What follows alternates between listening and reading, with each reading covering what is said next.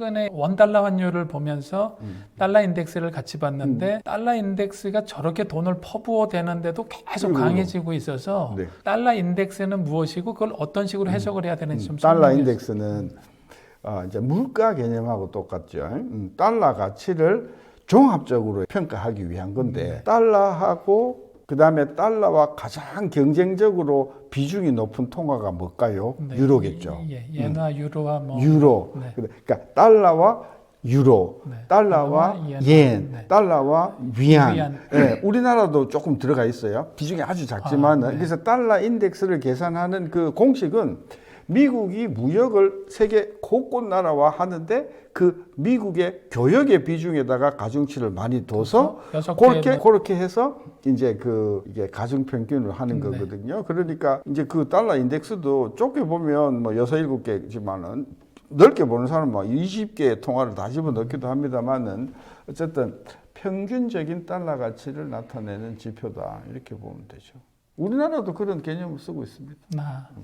그러고 지금 많은 사람들이 원달러 환율이 미국하고의 관계에서 직접 결정된다고 생각하는 그렇게 착각을 하는 사람들이 많아 보이는데요. 그게 실제로 트라이앵글로 교역이 많은 순서대로 이렇게 해서 되는지 실제로 지금 원달러 환율은 어떻게 결정이 되나요? 원달러 환율은 네. 완전히 우리나라의 달러 공급과 수요에 의해서 결정됩니다.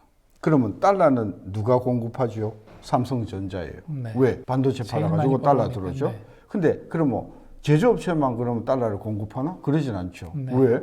예를 들면 IBK나 이런 데서 필요하니까 달러를 사들여 빌려올 수도 있지 않습니까? 그래서 우리나라의 달러 시장에 공급하고 달러를 또 필요로 하는 사람이 있잖아요. 뭐 유학을 보낸다든지 또 뭐 원유를 사와야 되는 요 시장에 의해서 결정이 되도록 돼 있거든요. 그래서 근데 이렇게 시장에서 결정되는 게 막 등락이 막 심하면 골치 아프잖아요.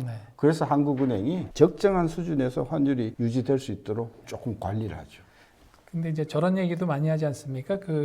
지금 달러하고 원화가 그건 시장에서 결정이 되고 달러하고 예나도 옌 달러가 있는데 그것도 시장에서 결정되고 그다음에 원 옌 자체 는 때문에 그거 가지고 계산하고 거기서 이제 아비트레제가 일어날 수가 있으니까 규모가 큰 거대로 해서 결정이 나니까 원달러 환율은 예나를 빼고는 전혀 얘기가 안 된다 이렇게 그 경제 규모나 이런 것 때문에 그러니까 달러하고 옌은 일본 시장에서 결정이 되고 달러하고 원은 우리하고 결정이 되고 우리하고 앵화 환율은 그 두 개를 가지고 나누어서 그냥 계산에 의해서 그래서 우리가 재정 환율이라고 그냥 그 계산에 의해서 합니다. 그 계산이 하면 말이 되냐 그러는데 그렇게 계산을 해서 안 하고 딴 환율을 지적하면 바로 그냥 자금의 흐름이 생겨서 같아지게 돼 있습니다. 지금 그 교수님께서는 상당히 오랜 시간 동안 원옌 환율이나 이런 일본 엔화가 우리나라 경제에 미치는 영향이 크다 이렇게 굉장히 큽니다. 그래서 그 부분을 좀 왜 그런지 좀 설명을 해주시면. 그러니까 우리나라가 지금 사실은 무역 가지고 먹고 사는데 우리가 먹고 사는 무역 상품 중에서 어느 나라하고 제일 경쟁을 많이 할까요? 일본하고 중국입니다.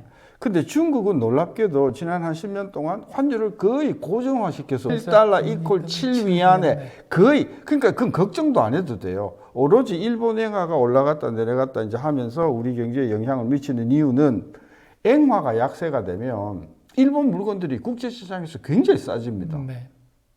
그리고 앵화가 강세가 되면 반대로 일본 제품의 가격이 굉장히 비싸져요. 그러니까 앵화가 싸지면 그놈들의 가격이 막 내려가니까 우리가 안 팔리고요. 앵화가 강세가 되면 반대 현상이 나잖아요. 그 아베가 들어와 가지고 미국하고 짜고 80엔 하던 앵화를 120엔까지 올려버렸어요. 50%를 올려버렸어요. 어떤 일이 벌어졌냐? 일본 반도체, 자동차, 전자제품의 가격이 30% 이상 떨어져 버렸죠. 그게 언제냐고요? 그 아베가 수상이 된 게 13년, 14년, 15년, 3년이거든요. 이 2013년, 14년, 15년이요. 우리나라가 거의 3년 동안 수출이 쪼그라들었어요. 그래서 2016년도에 정말 경제가 어려웠습니다. 대한민국 5천년 역사상 이렇게 장기간 수출이 마이너스 갔던 적가 없을 정도로 그 이유가 뭐냐?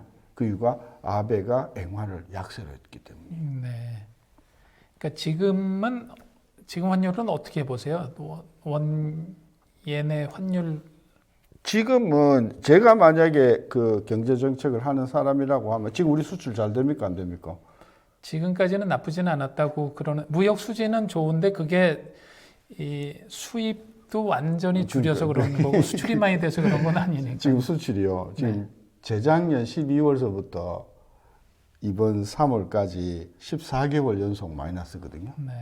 수출이 굉장히 안 좋습니다. 그러니까 수입도 안 해서 안 써서 무역 수지는 그러니까 무역 수지는 흑자인데, 네. 무역 수지는 흑자인데 네. 이게 수출이 너무 안 되니까 지금 아까 말씀드린 구미, 울산, 뭐 목포 지금 다 그냥 꼴깍꼴깍 하는 상태지 않습니까? 네. 그럼 이걸 살리려면 환율은 좀 어째줘야 되겠습니까?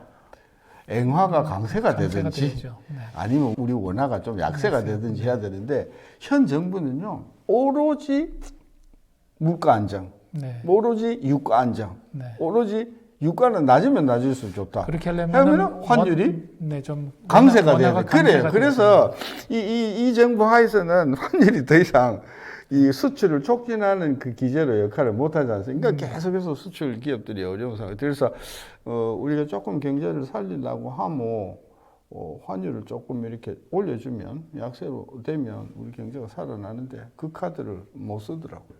그럼에도 불구하고 지금 그 원달러 환율 놓고 보면은 그래도 꽤 많이 올라가 있는 상태로 원화가 약세가 돼 있는 상태라고 볼 수가 작년에 이제 작년에 일본 그 뭡니까 수출 그 네. 규제하면서 환율이 1,240원까지 네. 갔다가 쫙 내려왔다가 이번에 또 코로나 사태 때문에 네, 조금 1,300원 근처까지 가까이 올라갔다가 지금 네. 1,200 한 20원대 지금 와 있나 그러잖아요. 저는 제 생각에는 한 1,250원에서 1,300원 가져오야 그래서 중소기업들이 좀 수출에 숨통을 트인다고 보고 있는데 네.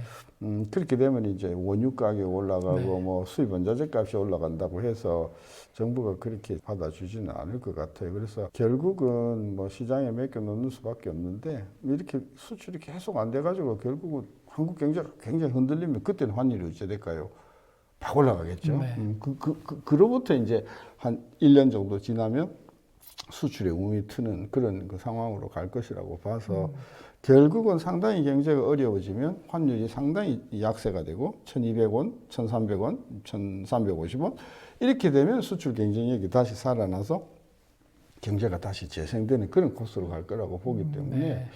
앞으로 한 1년 정도는 조금 더 어려울지 몰라도 한 내후년쯤 되면은 수출이 다시 살아날 그런 패턴으로 간다고 저는 이제 그렇게 수도권의 금융에 다니면서도 그런 이번에 봤지 않습니까? 그 펀드다 뭐다 네, 해가지고 라임이나 이런 데들이 라임뿐만이 아니고 그건 뭡니까? 나는 저 증시 연계 얼마나 많아요. 네. 지금 시장에는요 그런 상품들이 교묘하게 우리 고객을 현혹시키는 그들이 많단 말입니다. 네. 그래서 투자하시기 전에 저것이 이렇게 중립적인 사람은 무료로 봉사하니까 이거 해도 됩니까?